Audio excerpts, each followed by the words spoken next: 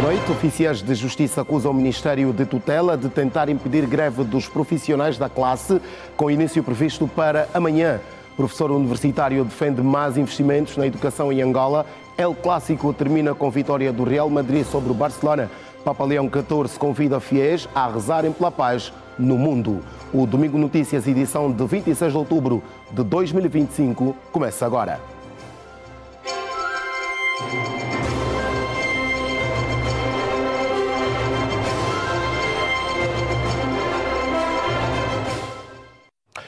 Outra vez, muito boa noite. Seguimos com o desenvolvimento das notícias. Terminou hoje a terceira edição do Jango Recria, uma feira comercial que promove a exposição de produtos com selo feito em Angola. O evento da iniciativa do INAPEM teve lugar no espaço Prova de Arte, no Miramar, aqui em Luanda, e decorreu durante 3 dias.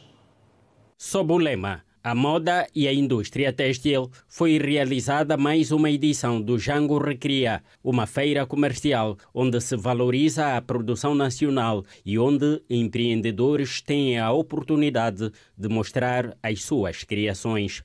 60 empresas do setor participaram do evento e fazem um balanço positivo durante os 3 dias de exposição. É a primeira vez que essa feira é voltada para o setor têxtil e confecções.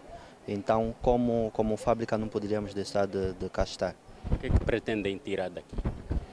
Daqui pretendemos criar as nossas parcerias com as demais confecções, porque a nossa fábrica tem uma grande capacidade de produção.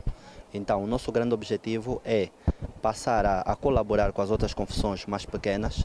Além das empresas, há outros setores que aproveitaram o Jango Recria para dar a conhecer os seus serviços. É o caso da Escola Nacional do Comércio, uma instituição pública ligada ao Ministério da Indústria e Comércio. A instituição apresentou um novo projeto, como fez saber Celestino Silva. Nós temos os cursos, na sua maioria, ligados ao comércio, ou seja, e para além desses cursos, nós temos um novo projeto que é o PMCC. E este projeto é para a formação aos municípios, ou seja, aos vendedores nos municípios. Esse é o nosso projeto atual, que começou no mês de setembro no município de Cacoaco. E o Instituto Nacional de Apoio às Micro, Pequenas e Médias Empresas, responsável pelo evento, faz um balanço positivo. Tivemos a participação de 60 empresas no setor das indústrias têxteis. Tivemos momentos de palestras, workshops, desfiles. Portanto, cumprimos com aquilo que foi o objetivo da feira, do evento. Como atração em ponto alto, tivemos a presença da equipa Gelson Futebol Clube, que agora ascendeu ao Girabola, a primeira divisão, a primeira empresa aderente ao selo feito em Angola. Portanto, o Jango Recria é isso, trazemos a inovação, a criatividade, né, num espaço em que damos a valorização daquilo que é feito em Angola. Até 3 milhões de kwanzas é o volume de negócios que a feira movimentou, segundo Jorge Manuel. A cada edição vamos aumentando o volume do volume de negócios. Na parte cultural, que foi o período das 18 até as 21 horas, né, depois da sessão normal da feira, temos a parte cultural, e que nesta edição tivemos o jazz, né, acompanhando o jazz, e foi uma simbiose boa, né? Trazermos os produtos, a moda e o jazz, foi uma coisa muito bonita, e a partir dos amantes do jazz, pessoas que vieram ver o espetáculo, tiveram então também a possibilidade de fazer as suas compras. Portanto, foi um ambiente interativo e de grande valor. Terminou neste domingo a terceira edição do Jango Recria, uma feira comercial realizada pelo INAPEM, desta vez dedicada ao setor da moda e têxtil.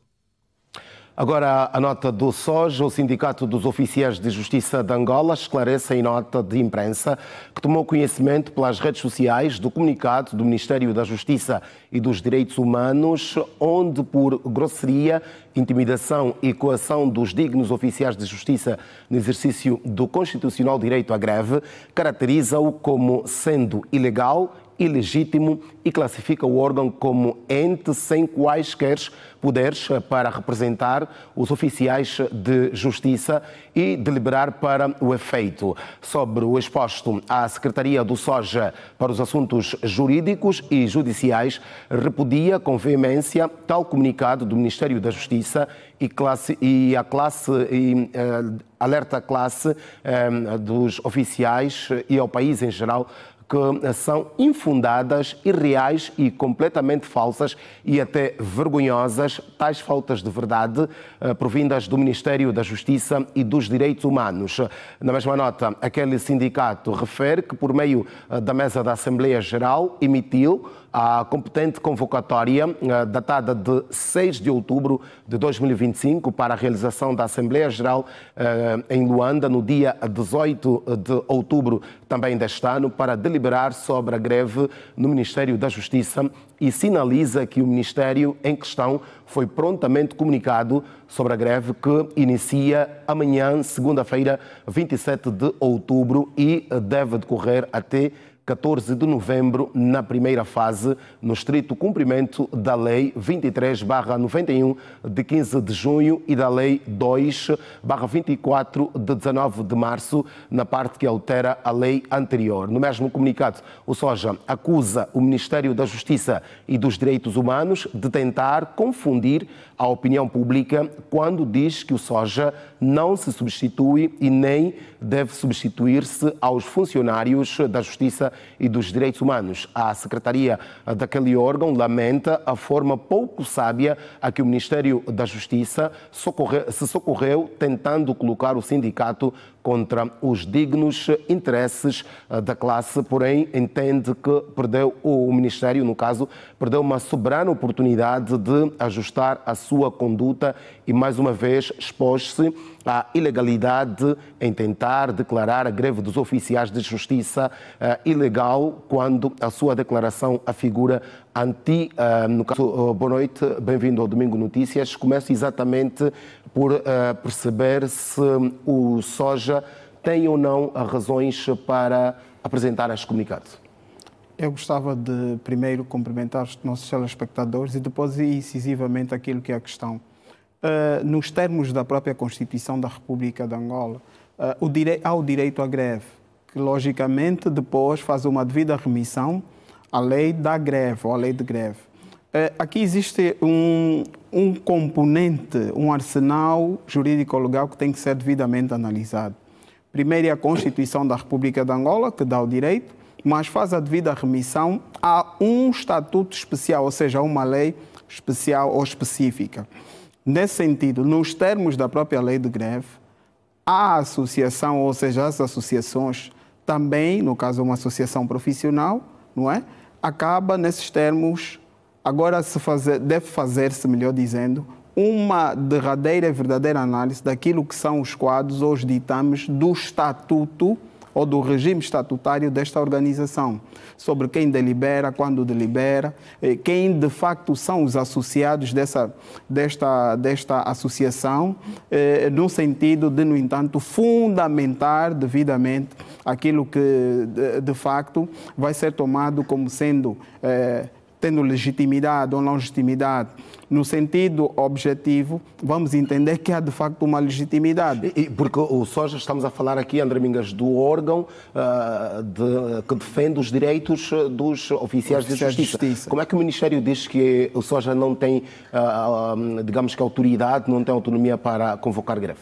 Eu acredito que o desenlace, ou seja, a questão da dialética que vai acontecendo aqui é o facto, ou pelo facto, de estes mesmos associados do SOJA serem funcionários do Ministério da Justiça. Ora, existe ali uma dinâmica a se ter em conta, que é a questão dos próprios sindicatos. E, nesse sentido, olhando para a dinâmica jurídico-legal, os estatutos dos sindicatos e etc., apegando-se nessa questão, o Ministério da Justiça traz essa retórica. Logicamente, há que se ter em conta a questão do aspecto necessário de se fazer uma devida e melhor interpretação aos termos da lei para se ajustar àquilo que são os atos a serem. Mas enquanto o sindicato tem esta competência de convocar greve, e depois eles dizem que seguiram os trâmites legais, convocaram uma Assembleia Geral que convocou esta greve que deve iniciar amanhã. Sim, olhando para aquilo que é o regime estatutário, existem os órgãos que são órgãos deliberativos. Aqui, o SOJA, ao evocar o facto de ter havido uma Assembleia, e nós sabemos que nesse tipo de instituições as assembleias são um verdadeiro quórum, ou dão um verdadeiro quórum para aquilo que são as questões das deliberações. O que eu percebo, ou melhor dizendo, o que eu consigo daqui exaurir, sem logicamente dar aquilo que é a minha opinião exata, mas olhando para aquilo que são os elementos de olhar médio e que podem ser analisados, é que eu acredito que o próprio Ministério da Justiça deve ter encontrado algum procedimento que não esteja em conformidade com a dinâmica para o processamento daquilo que será então uma greve. E nesse sentido, o Ministério da Justiça, não é, vai usar daquilo que são os elementos jurídico-legais para fazer então face a uma dinâmica dialética disso. Repito, os elementos estruturais e, sobretudo, olhando para os pressupostos e os procedimentos, na perspectiva do Ministério da Justiça, houve ali uma violação daquilo que são os pressupostos e os procedimentos.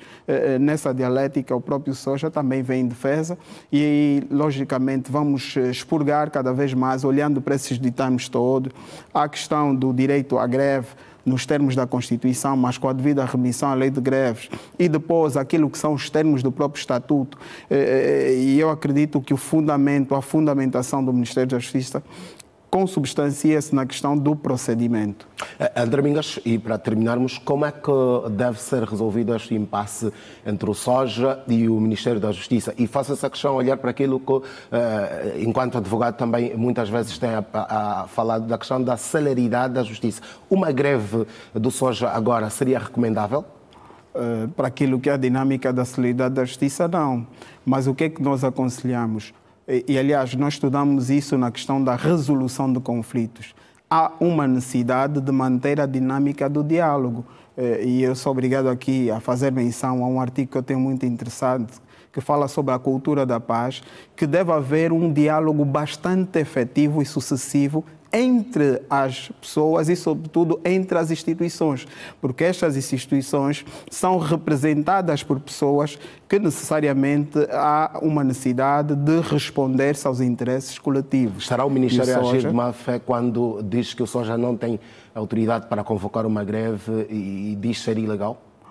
Eu prefiro acreditar, e aliás acredito, o Estado é uma pessoa de bem e o Ministério da Justiça faz parte do Estado, ou seja, um dos órgãos que compõem o Estado, e sobretudo com esta vocação. E não podemos esquecer, é o Ministério da Justiça e dos Direitos Humanos. Nessa perspectiva, no quesito interpretação da lei, das normas e etc., aqui há uma oportunidade e eu prefiro ver na perspectiva de que está a haver aqui um debate jurídico-legal que as duas partes, ou melhor, em que as duas partes hão de sair mais fortalecidas, tanto o Ministério da Justiça como o próprio SOJA, e o mais importante é que haja um diálogo forte, sucessivo, efetivo, mas com o objetivo de se encontrar então soluções que venham a beneficiar todos os elementos que fazem parte dessa dinâmica. Muito bem, Dr. André Mingas, muito obrigado e até uma próxima oportunidade. Muito gosto. Vamos seguir com outras notas da atualidade informativa. Mais de 600 pessoas, entre jovens e crianças, beneficiaram de consultas gratuitas no município do Coemba, na província do Bié, numa iniciativa da Fundação Ngana Zenza. Durante 2 dias, os especialistas diagnosticaram vários casos de infecções transmissíveis e transtornos mentais. A viagem das carruagens clínica continua e desta vez a paragem foi o município do Coemba, na província do Bié, onde profissionais de saúde prestaram atendimento médico, bem como partilharam conhecimento. Entre os munícipes que aderiram às consultas gratuitas nesta quarta estação estava Clarice Graça, que apesar de ter sintomas há pelo menos 3 anos, apenas agora beneficiou de atendimento na especialidade de oftalmologia. Ela aponta as dificuldades de acesso aos serviços de saúde como razão para não ter sido consultada antes. Aqui no município tem sido muito difícil, porque temos que sair daqui para irmos ao Cuito, onde tem um hospital de referência, Stranguai, é onde temos ido e tem nos sido um pouquinho difícil mesmo. O atendimento foi bom, vim fazer a consulta de oftalmologia para saber então da dificuldade que eu tenho. E por acaso a iniciativa é boa, estamos a louvar. Conforme vedes a aderência do pessoal a nível do município, então gostávamos que, tal como aconteceu dessa a primeira vez, então que se faça mais vezes. Durante 2 dias de consultas, a equipa multidisciplinar de profissionais de saúde realizou consultas de medicina geral e familiar, pediatria e oftalmologia. Doenças infecciosas e os transtornos mentais estiveram entre os mais diagnosticados.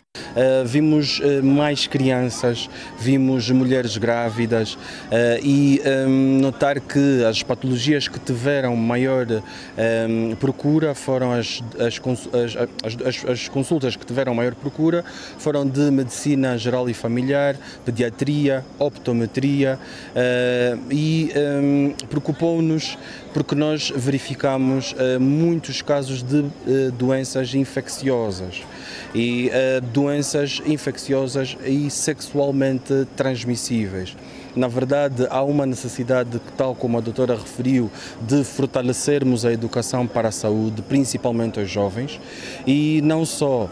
Também verificamos que não apenas temos muitos transtornos físicos, mas também transtornos mentais. Nós conseguimos identificar utentes, principalmente adolescentes, que tiveram crises de ansiedade, pânico, transtornos depressivos e que foi necessário fazer um aconselhamento para estas adolescentes. A administração municipal do Coemba louva a iniciativa que levou até os munícipes alguns serviços em falta no município. Ao escalar aqui no nosso município, a nossa alegria é muito grande, porque as nossas populações se sentiram muito agraciadas por terem que fazerem estas consultas, porque no nosso município realmente temos um hospital, mas carece mesmo desses serviços. Nas carruagens clínicas que estão ao serviço do projeto Tata Urrael, de iniciativa da Fundação Ganazenza para o Desenvolvimento Comunitário, foram atendidas mais de 600 pessoas que também receberam meios de prevenção. Atingimos, portanto, mais de 600 utentes. Estamos muito satisfeitos. Além das análises clínicas, nós também conseguimos fazer a distribuição gratuita de mosqueteiros, de pastas de dentes e escovas de dentes. É o nosso compromisso com a prevenção e o bem-estar das nossas famílias. Nós também conseguimos realizar algumas ações de educação para a saúde, com a realização de palestras de sensibilização sobre o cancro do colo do útero, o cancro na mama e o cancro na próstata. Foi bastante interativo, tivemos um bom acolhimento na comunidade do Coemba, eles fizeram muitas perguntas, acredito que saíram bastante esclarecidos, foi bastante interessante e é algo que vamos levar para as próximas edições. A iniciativa foi realizada com o apoio do Governo Provincial do Bié, através das Direções Provincial e Municipal da Saúde e da Administração do Coemba. A próxima viagem das carruagens clínica está prevista para o mês de novembro. A paragem será a província do Mochico. O académico Isaac Paz defende a participação de todos no processo de melhoria de ensino ou do sistema de ensino no país. Para o especialista em educação e administração escolar, só com um ensino de qualidade é que o Angola poderá alcançar altos níveis de desenvolvimento. Isaac Paz defende com particular ênfase temas ligados à política educacional, gestão democrática de sistemas e de unidades escolares, custos da educação, análise de políticas educacionais e financiamento público da educação e políticas de formação de professores. O docente entende ser fundamental recuar no tempo e aplicar iniciativas que têm a ver com a inclusão de todos no processo de educação. Isaac Pache acredita que só com uma aposta forte no sistema educativo, Angola poderá alcançar altos níveis de desenvolvimento. Devemos contar para a causa, né? Cada um de nós deve dar o seu contributo, como foi nos primórdios dos anos da independência, com o programa da alfabetização, que acabou por não ser uma lógica individualista, foi coletiva. E a segunda é tomarmos consciência de que se nós não melhorarmos a educação, dificilmente teremos desenvolvimento almejado. O docente universitário falava, minutos depois, de ser outorgado com a medalha Paz e Desenvolvimento dos 50 anos da Independência Nacional, uma iniciativa do presidente da República, João Lourenço. Isaac Pache considera que a sua condecoração é fundamentada no comprometimento que tem com a educação. Nós temos nos dedicado não só na sala de aulas, mas em pesquisas e produção de conhecimento sobre o nosso sistema de educação e encontrar mecanismos para fazermos melhores. Então esse reconhecimento é, no fundo, um abraço do Estado e da figura de Sr. Presidente da República para que continuemos essa batalha, para que Angola seja um país melhor para se viver. Num outro desenvolvimento, Isaac Pache disse ser de opinião que o programa de condecorações por ocasião dos 50 anos da independência é um passo assinalável para a concretização do processo de reconciliação nacional. O pós-conflito requer 3 questões fundamentais. Uma, que é a transformação das forças de luta em forças positivas, que possam trabalhar juntas. E para que isso aconteça, precisamos primeiro nos reconciliar, que um reconheça o outro e possa trabalhar com o outro. Então, a lógica da reconciliação é justamente criarmos narrativas e criarmos um conjunto de princípios e valores que nos permitem trabalhar juntos em causas comuns. Docente universitário Isaac Pache defende mais investimentos na educação.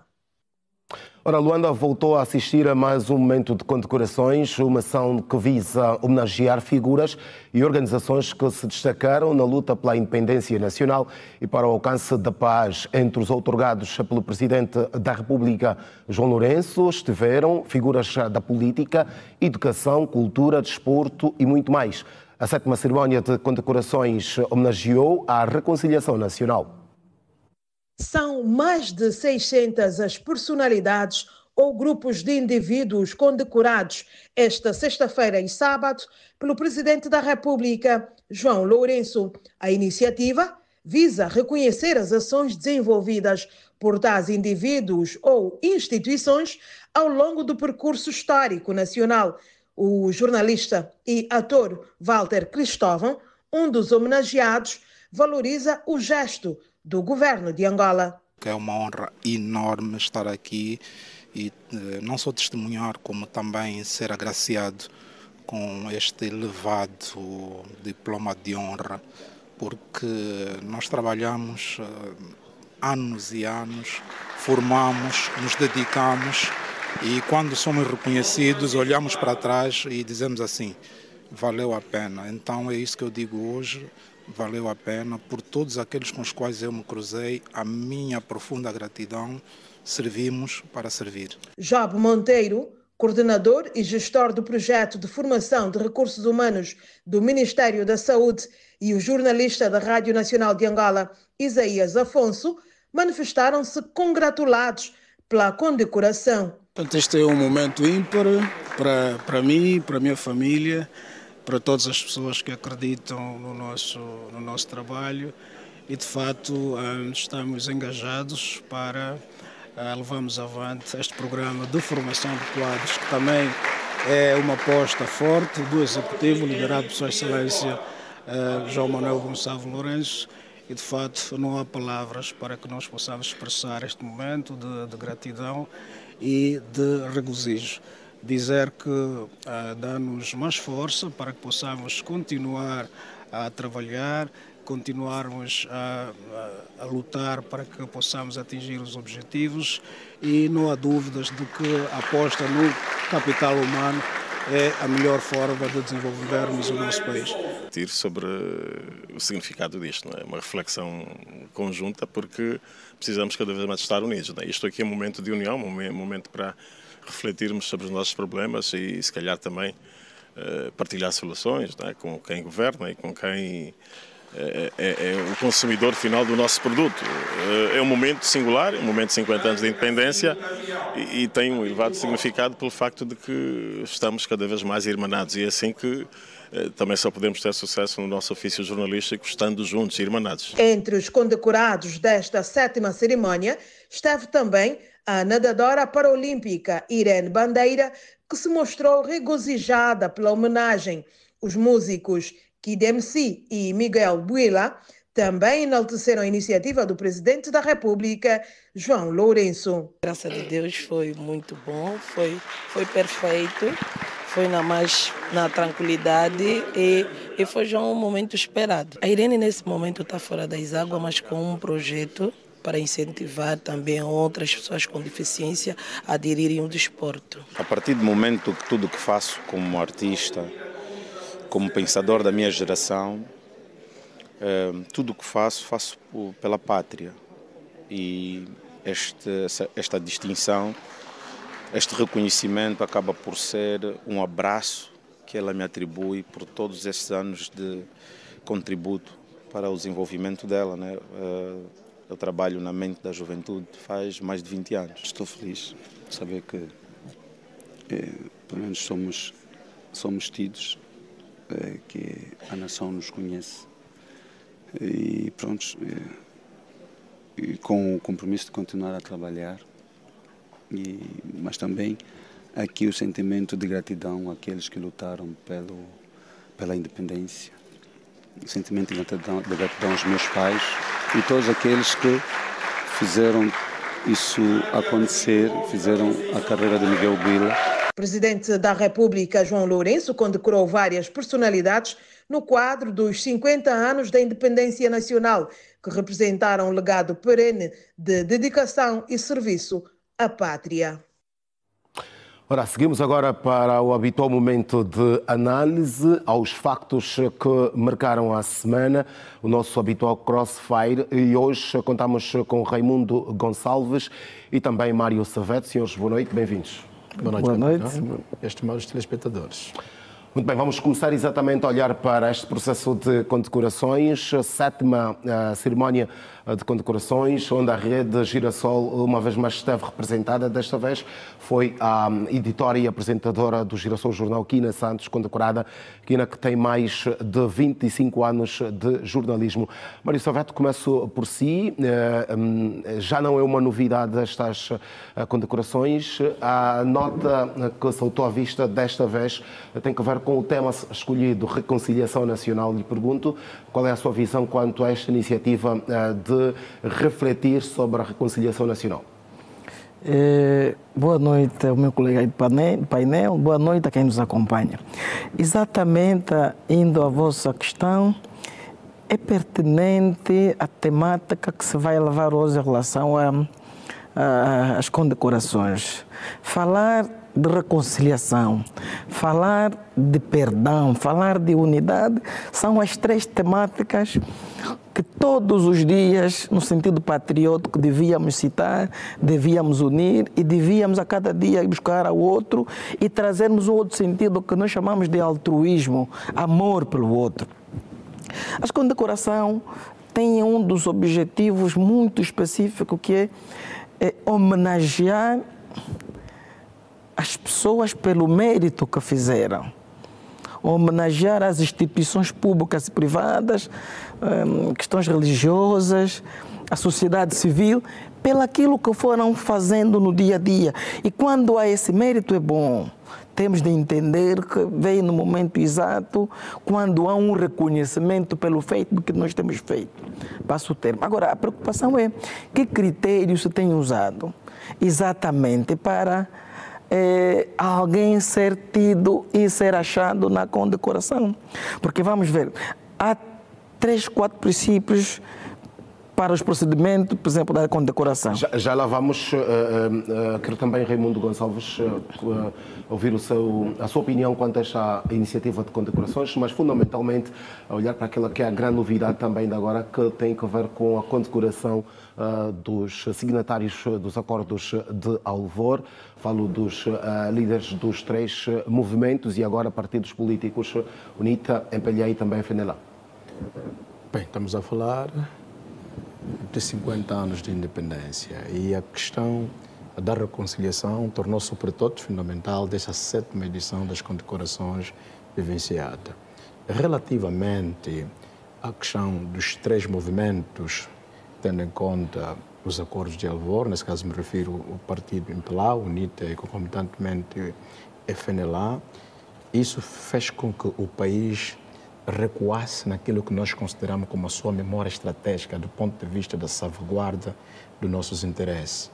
É preciso reconhecermos, de facto, os principais promotores desta independência. Só se fala de paz e desenvolvimento porque nós tínhamos uma gênese e essa gênese tinha efetivamente seus grandes precursores.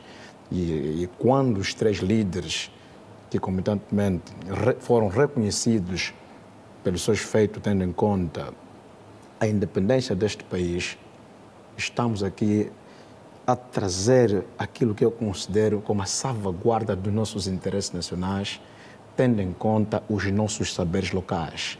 Isso, mais uma vez, vai mostrar a toda a sociedade que, de facto, a história não se apaga, como se diz. A história recorda-se. E, claramente, muitos estavam céticos relativamente estas 3 grandes figuras, eu sou de opinião, a serem condecorados. Estamos aqui a salvaguardar, mais uma vez, o nosso tecido histórico, capitão. E para consolidar aquilo que é a minha primeira intervenção, eu sou daqueles que pensam que a questão da condecoração, como parte do seu princípio, é uma questão de meritocracia. E ainda bem que fala nisso, porque o Mário Sabetes olhava para a questão dos critérios. São questionáveis estes critérios para selecionar para a seleção das pessoas, figuras e instituições que têm sido condecoradas?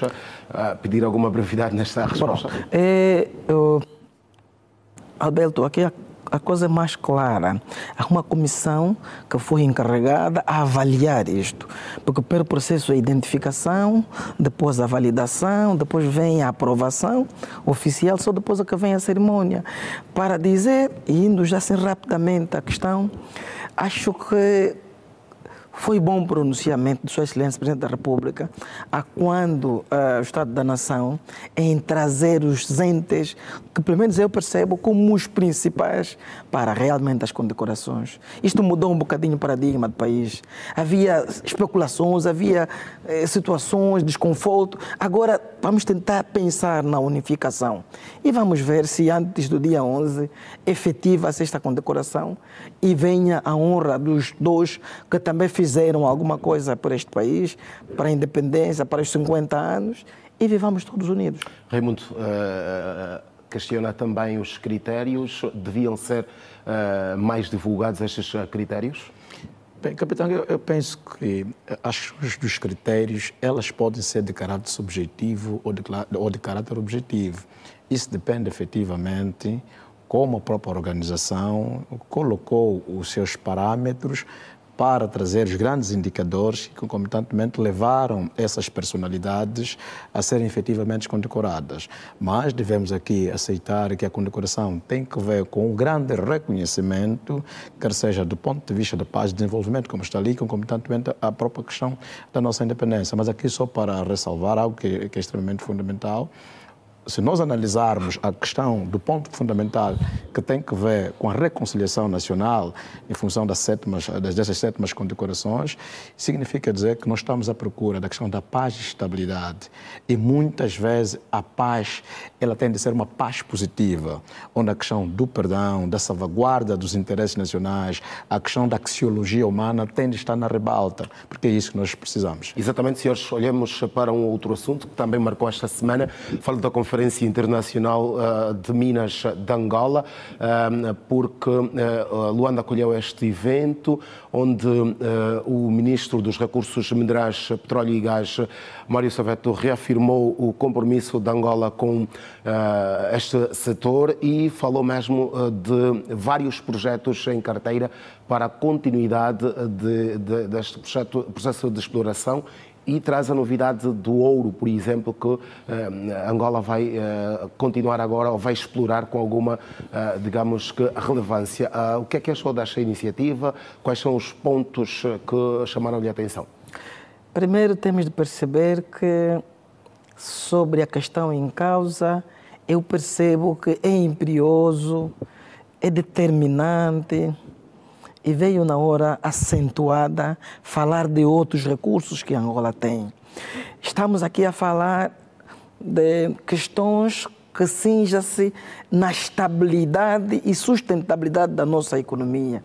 Hoje, mais do que nunca, fica claro que o petróleo pelo qual é hoje projetado o Orçamento Geral do Estado já não é sustentável.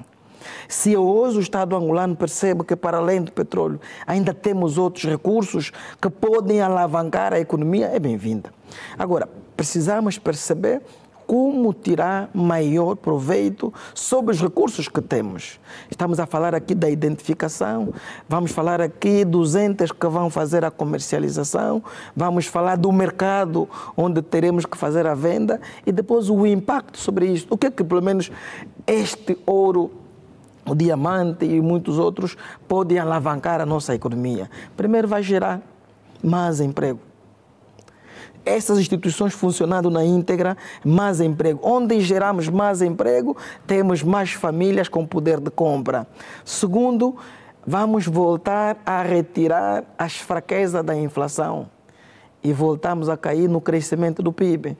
Onde as instituições funcionam, onde os recursos vêm a nosso favor, é a harmonia social, é o bem social. Então vamos torcer que esta cimeira, esta conferência, traga resultados palpáveis, que consigamos tirar, repito, o maior proveito sobre a conferência e Angola saia a ganhar. Raimundo, o Ministro fala da responsabilidade que tem que ver com os processos, ou seja, com a lapidação, por exemplo, destes produtos, fundamentalmente do diamante, para que o país deixe de importar muita matéria-prima, ou de levar matéria-prima para fora e depois adquirir. É fundamental que se façam realmente investimentos na questão da lapidação e na formação dos quadros.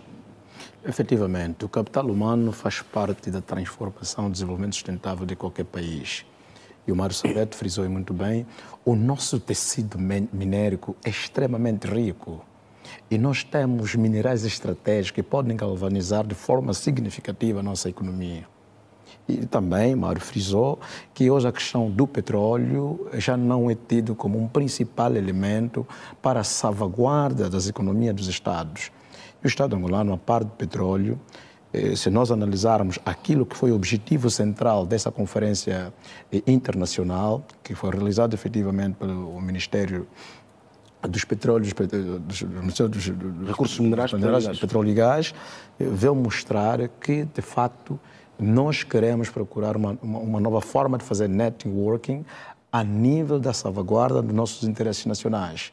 E volto aqui a repetir, enquanto nós não buscarmos esses elementos que, a par do petróleo, para servirem, do ponto de vista estratégico, na salvaguarda dos interesses da nossa economia, poderemos comprometer as futuras gerações.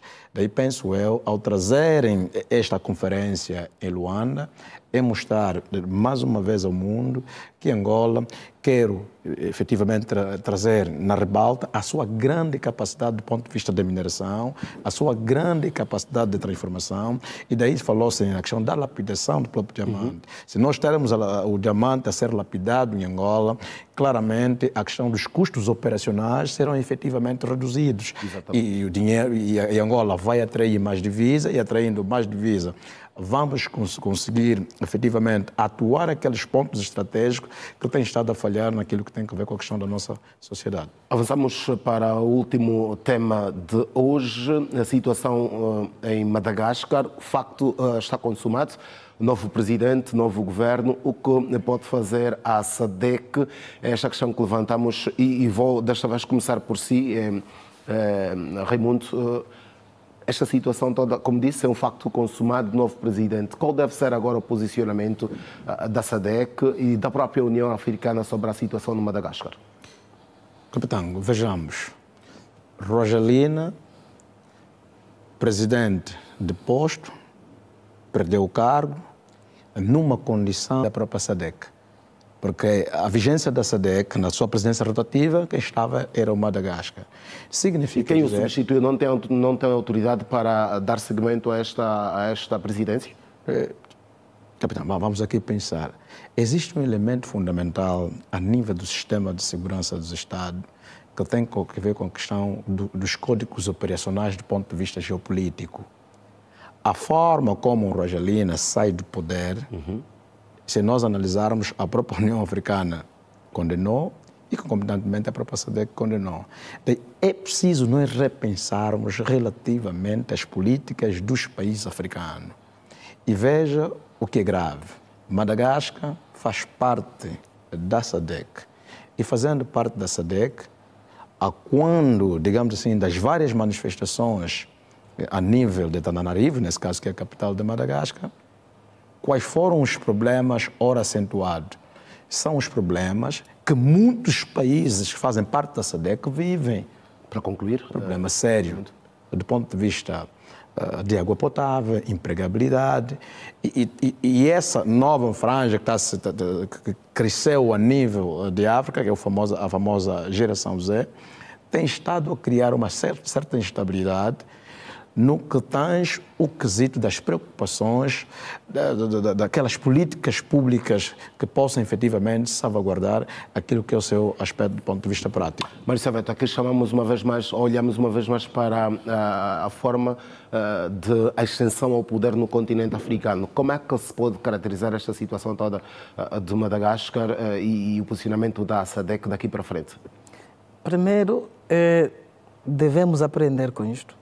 Vamos tirar as lições que realmente... Não existem exemplos, já não existem muitos exemplos para esta aprendizagem? Não, mas mais do que nunca é oportuno pensarmos que o tipo de governação africana não se vai contextualizar com a realidade mundial. E aos poucos vamos ficar ultrapassados. Segundo, temos de repensar, como disse bem o meu colega de painel, aquilo que são estratégias de governação e a tomada de poder. Porque ainda percebemos, assim, politicamente falamos que somos democráticos, falamos que andamos na democracia. Não passa de política, mas na prática... Não, mas entendemos que temos que repensar, temos que mudar o paradigma. Não é esse modelo que queremos para a África. Nós temos de mostrar e tirar ilações sobre tudo o que vai acontecendo, porque não é de bom tom, não soou bem. Senhores, 30 segundos, mais estamos de concluir. E essa questão poderá ser efeito cascata em muitos países africanos. A essa altura, no Camarões... Então a história a repetir-se. No Camarões corre-se esse risco e, concomitantemente, para o Ghana. Estou-me referido ao Paul Biya, o presidente de Camarões, com 92 anos de idade, concorreu à sua própria sucessão e diz que ganhou as eleições. A essa altura, Yoweri Museveni, 82 anos de idade, também está a concorrer para a sua sucessão no Uganda e já está a se criar outros protestos relativamente quase a mesma dimensão a nível... São com certeza questões que vamos continuar a acompanhar nos próximos dias. Senhores, uma vez mais, muito obrigado. Bom regresso a casa. Obrigado. Vamos fazer o primeiro intervalo do Domingo Notícias. Voltamos daqui a pouco.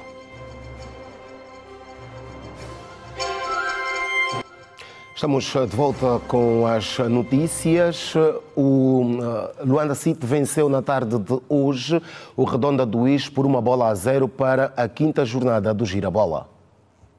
No estádio 22 de junho, as duas equipas entraram em campo com a lição bem estudada. Notou-se no ora atacas tu, ora ataco eu. Contudo, foi a formação de Luanda que abriu o marcador aos 27 minutos, com o extremo Anderson a fazer bonito na cara do guarda-redes José. Os donos da casa poderiam ter chegado ao segundo, ainda antes do intervalo, mas Mona fez o mais difícil. Na segunda parte, a formação das terras do Jacarebangão entrou virada ao ataque, mas pecava na finalização. Por outro lado, Luanda City defendia-se como podia e tentava ampliar o marcador. Todavia, ao cabo de 90 minutos, o resultado foi mesmo de 1-0 a favor do Luanda City.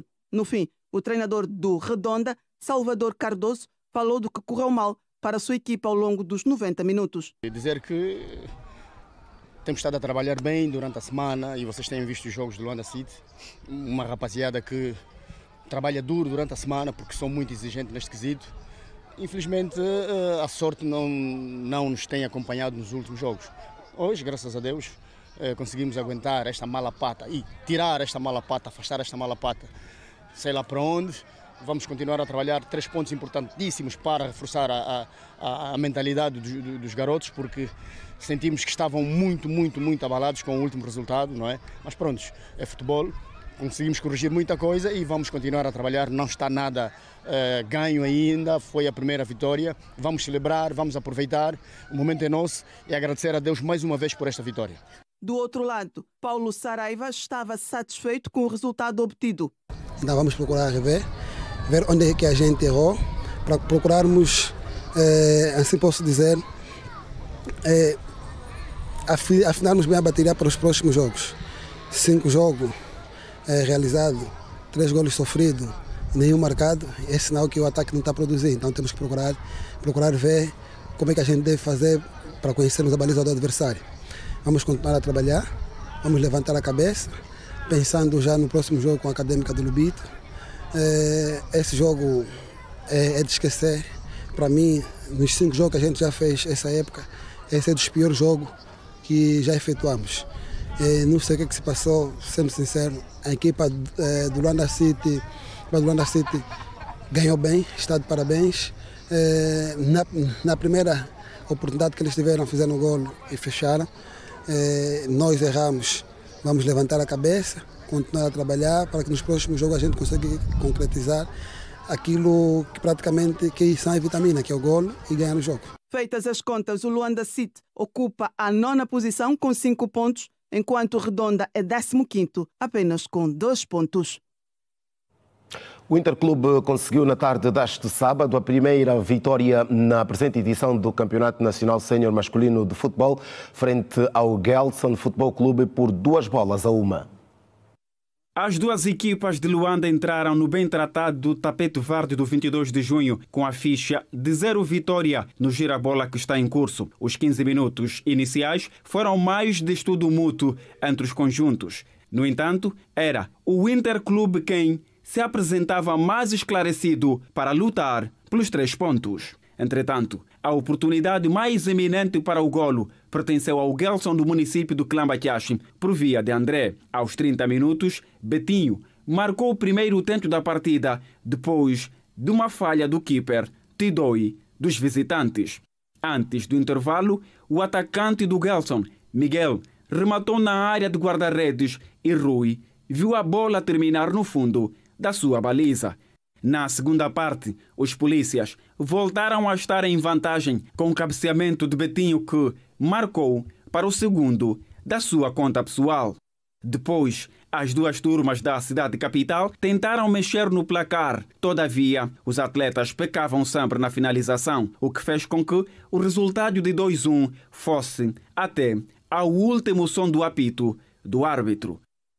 Roque Sapir, no Interclube, sublinhou a vitória da sua equipa, no entanto, garantiu que ainda há muito trabalho por ser feito no seu conjunto. Ora, o Petro de Luanda está de regresso à fase de grupos da Liga dos Clubes Campeões da África, após vencer por 2-0 o Stade Abidjan no duelo da segunda mão referente à última eliminatória disputado. Este jogo foi disputado, no caso, ontem, aqui no Nacional, 11 de novembro. O Petro de Luanda conseguiu o passe à Liga dos Campeões da CAF após vencer neste sábado o Stade Abidjan por 2-0. A equipa tricolor entrou com mais vontade, visitando mais vezes a baliza adversária e queria a todo custo voltar à montra do futebol africano. Aos 19 minutos, bela troca de bola da equipa tricolor que permitiu o novo artilheiro, Tiago Reis, inaugurar o placar. Antes do intervalo, surgiu outra grande oportunidade para Giberé, que não conseguiu mexer as redes. 1-0 foi o resultado ao intervalo. Logo que reatou a partida, o novo cheira-golo bisou. Tiago Reis voltou a fazer das suas, deixando o placar em 2-0. E seguindo a partida, os donos da casa exibiram o ditado "Em nossa casa mandamos nós" e conseguiram então a vitória de 2 bolas sem resposta. Reagindo ao jogo e à passagem, o treinador Frank Artiga mostrou-se feliz e espera contar com o apoio do público até o fim da temporada. Muy importante para el club, muy importante para mí, mi primera vez en África. Muy contento, solo quiero obrigado a todos los jugadores como trabajan, como han trabajado hoy. Parece fácil, pero no lo es. Lo único que puede haber sido 5-6-0 y solo han sido 2-0, pero vamos a prepararnos para hacer una gran época y esperamos hacer historia. Com um agregado de 4-0, o Petro de Luanda volta à montra do futebol africano, sendo a única equipa angolana na Liga dos Campeões da CAF. Aniceto Moquinto, boa noite, bem-vindo ao Domingo Notícias. Queremos começar exatamente por este jogo. Petro de Luanda conseguiu alcançar o primeiro objetivo, que é chegar à fase de grupos. O que é que deve fazer agora para se manter nesta fase de grupos? Boa noite.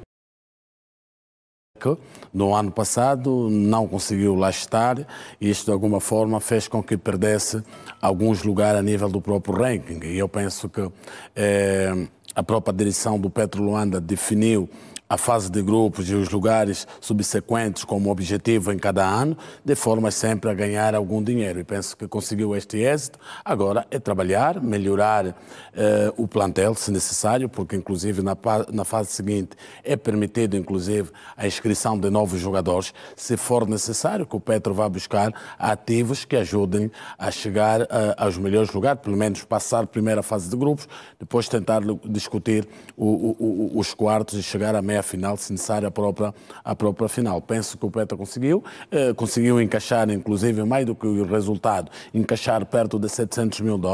Isto é que é importante. O orçamento do clube, este dinheiro também é muito positivo. É positivo, dá para comatar, não supre todas as despesas da equipa, mas dá para ir para comatar algumas necessidades, como são os casos das próprias viagens, enfim, o alojamento. De alguma forma, isso já está garantido. Aniceto, a questão também que se levanta qual deverá ser o posicionamento do Petro daqui para frente e se o Petro já joga com Frank Artiga, já parece uma das melhores versões deste Petro de Luanda? Bem, vai faltando sempre alguma coisa, mas é verdade que o Petro, nos jogos que tem feito, a mim tem agradado. Tenho visto que aí promenores novos que o treinador tem trago e mesmo o nível de mentalidade dos jogadores que lá estão também melhorou de que maneira. Inclusive, é só olhar para Gilberto, que era um jogador que jogava para si mesmo. Hoje é um jogador muito mais versado a jogar para o coletivo e isto de alguma forma tem um pouco a ver com aquilo que é o espírito de mentalidade ou a ideia de jogo que traz Frank Artiga ao Petro de Luanda. E os reforços que o Petro foi buscar, como o próprio Tiago, tem feito também já golos e ontem não ficou de fora, voltou a fazer das suas. Isto de alguma forma mostra claramente que o treinador veio, viu e conseguiu encaixar-se. Ainda não venceu. Precisa vencer passando da fase de grupos. Olhamos para a alegria do povo, o Girabola. Interclube conseguiu sair do sufoco e conquistou a primeira vitória. Hoje o Luanda City venceu o Redonda 2. É verdade, o Interclube e o próprio Luanda City entram para o grupo de equipas que já venceram no Girabola. Aliás, estavam na lista negra estas duas equipas, faziam parte do grupo de 7 equipas que ainda não haviam vencido em 4 jornadas. A quinta para o Interclube, tanto para o Luanda City, acabou por ser de vez, conseguiram vencer os seus adversários. É verdade que por parte do Inter, pelas bandas do Interclube, Roque Sapir também tinha já quase a sua continuidade ameaçada, porque repare que os treinadores vivem de resultados. 4 jogos sem vencer, aperigava de certa forma a continuidade do treinador. A quinta foi de vez, conseguiu uma vitória tangencial mais importante para amenizar o clima nas hostes da polícia e vamos esperar que esta primeira vitória seja mesmo a primeira das tantas que venham pela frente para aquilo que são os objetivos do Interclube, que o próprio treinador assumiu publicamente que o Inter vai lutar para ser campeão. Muito bem, Aniceto Moquinto, vamos olhar também para o desporto internacional. Tivemos na tarde de hoje Real Madrid-Barcelona, que protagoniza Leão 14, encorajou neste domingo os católicos a rezarem incessantemente pela paz no mundo. É um dos assuntos que está a marcar a atualidade internacional.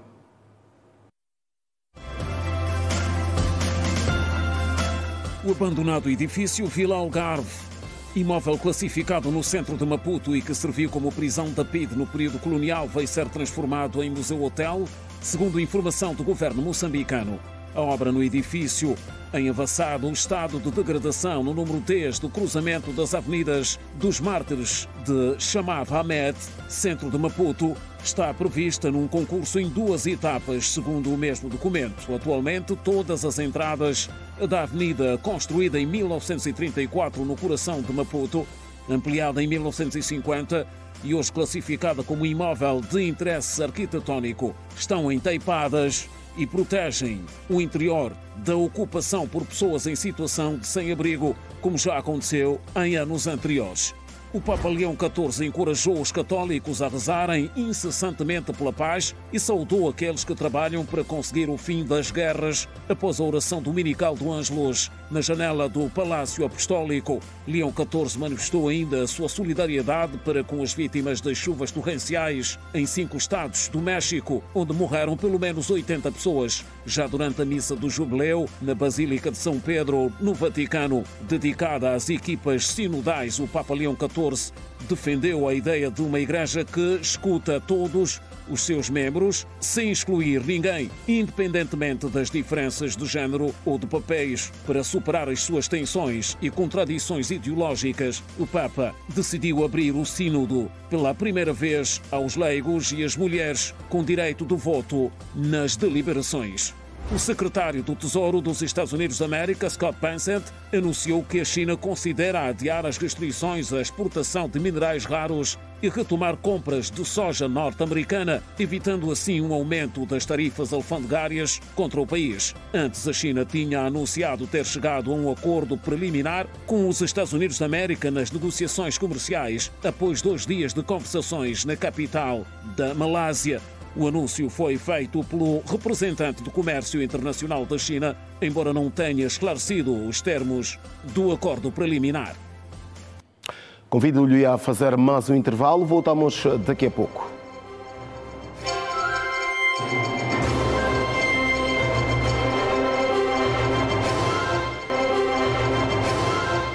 Estamos de volta. Os primeiros resultados da expedição MOSA 2025, que decorreu de 18 a 24 deste mês na província do Namibe, foram apresentados no Museu Nacional de História Natural.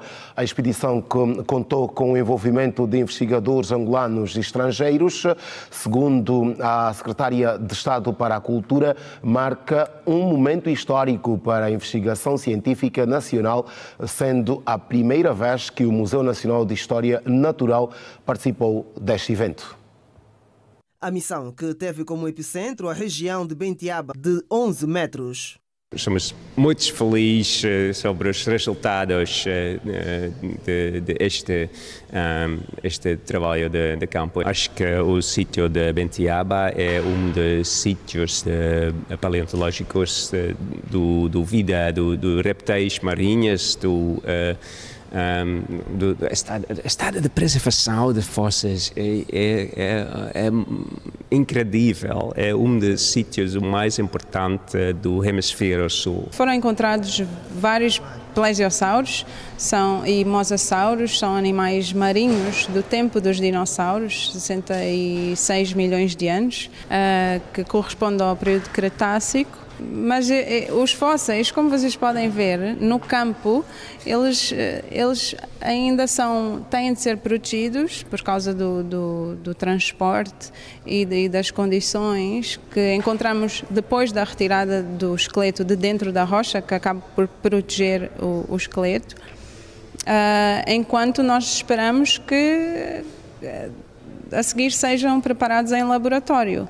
A diretora do Museu Nacional de História Natural, Ana Soraya Marques, entende ser importante que seja célere as obras de requalificação do museu para a conservação dos fósseis e poupança de recursos financeiros. Aqui no Museu de História Natural temos um outro problema, que é nós não temos um laboratório preparado, temos espaço, mas não temos as ferramentas para preparar esse material.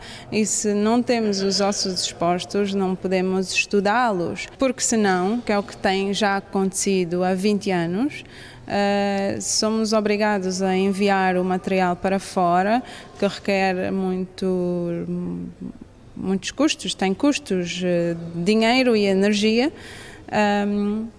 para que os fósseis sejam trabalhados nos laboratórios de fora e depois retornados. Então, isso faz com que as obras de requalificação do museu sejam urgentes. E a secretária de Estado para a Cultura, Maria da Piedade de Jesus, considera que a expedição marca um momento histórico para a investigação científica nacional, sendo a primeira vez que o Museu Nacional de História Natural participa plenamente em todas as fases de um projeto paleontológico. Para esta expedição de 18 especialistas de diferentes países que foram até o Namibe, para um sítio que data ou que está datado de mais de 65 milhões de anos. Então estamos a falar de uma riqueza patrimonial que não se consegue fazer ou seja, ter a apreciação do impacto que isso pode trazer.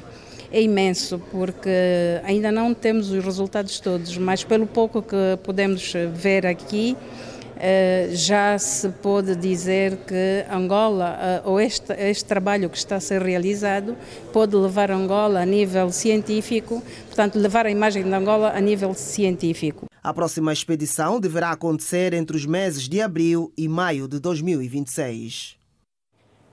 Mais de 50 personalidades, entre empresários, políticos e outras individualidades da sociedade civil angolana, que mais se têm destacado, foram distinguidas e homenageadas na noite da última quinta-feira durante a primeira edição do Prémio Nacionalistas e Humanismo 2025. A gala de reconhecimento que distinguiu personalidades e instituições que têm marcado com coragem e visão a história de Angola aconteceu na noite desta quinta-feira, numa das unidades hoteleiras em Luanda. A empresária Beatriz Net, ligada ao ramo do ambiente, e o empresário Cumbi Júnior foram distinguidos na noite e consideram o prémio oportuno. Para mim, por ser uma das homenageadas, significa que em termos de competência, em termos de visão das atividades desempenhadas pelos empresários, pela sociedade civil, é que há alguma atenção. E então penso que devem ser feitas ainda mais iniciativas, porque isto incentiva a fazer mais, incentiva quem está a ver a ter a mesma percepção. Olha, nós acreditamos de que este momento representa para nós uma grande vitória, porque nós, enquanto jovens, trabalhamos arduamente, não esperando por prémios, mas sim por reconhecimento, e estes reconhecimentos acabam claramente por massagear o nosso ego, porque cremos de que estamos a viver fases muito difíceis e acaba sendo bom para nós, sendo bom enquanto jovens, sendo bom enquanto líderes também juvenis. Foram igualmente distinguidas mais de 50 personalidades que atuam em vários setores da vida social do país. O governador do Namibe, Asher Mangueira, mereceu uma homenagem. Diz que recebe o prémio com muita responsabilidade e partilha com o que chama da geração da transição. Eu acho que é, de facto, o reconhecimento por ter, ao longo da minha vida profissional, trabalhado sempre com este foco, né? Com o foco nos jovens, porque um país como o nosso, que é um país jovem, portanto só tem 50 anos de independência, só se faz, só se desenvolve, só progride apostando na formação dos jovens e é com eles que também se transforma o país, se torna um país cada vez mais próspero, justo e solidário. O académico e também deputado José Semedo foi um dos contemplados da noite. Considerou igualmente o prémio ser um motivo de responsabilidade. Ser distinguido e ser premiado no meio de milhões que nós somos é de facto um motivo suficiente para uma grande alegria e uma grande honra. Mas é simultaneamente também um motivo de grande responsabilidade. Porque se até agora não sabíamos que estávamos a ser vigiados, acompanhados e classificados, agora sabemos. Portanto, a responsabilidade aumenta. O académico de carreira, desde 1971, fundador de algumas instituições de ensino no país, entende que a educação é a forma mais eficaz para combater a pobreza. Esta minha ligação à educação e ensino é um legado do velho, como prova de que a educação e o ensino é a forma mais eficaz para combater a pobreza e a exclusão social. Porque através do conhecimento o homem liberta-se, torna-se dono do seu próprio destino, deixa de ser objeto das estratégias dos outros e passa a ser sujeito da sua própria estratégia. A organização do Prémio Nacionalista e Humanismo 2025 diz que a gala vem honrar o passado e inspirar jovens para os desafios do futuro. A gala de premiação Nacionalista e Humanismo 2025 urge na necessidade de honrarmos o passado e inspirarmos o futuro. A gala nacionalista foi exclusivamente criada fruto de uma necessidade de não só lembrarmos das figuras que viamente fizeram muito, né, no passado, mas também da juventude que no presente tem feito e que precisa aprender com os mais velhos que fizeram e consequentemente serem inspirados a construir uma Angola melhor. Gala de Prémio Nacionalistas e Humanismo 2025 reconhece personalidades e instituições que têm marcado com coragem e visão a história de Angola. É o fim desta edição do Domingo Notícias. Boa noite, bom descanso e uma ótima semana para si.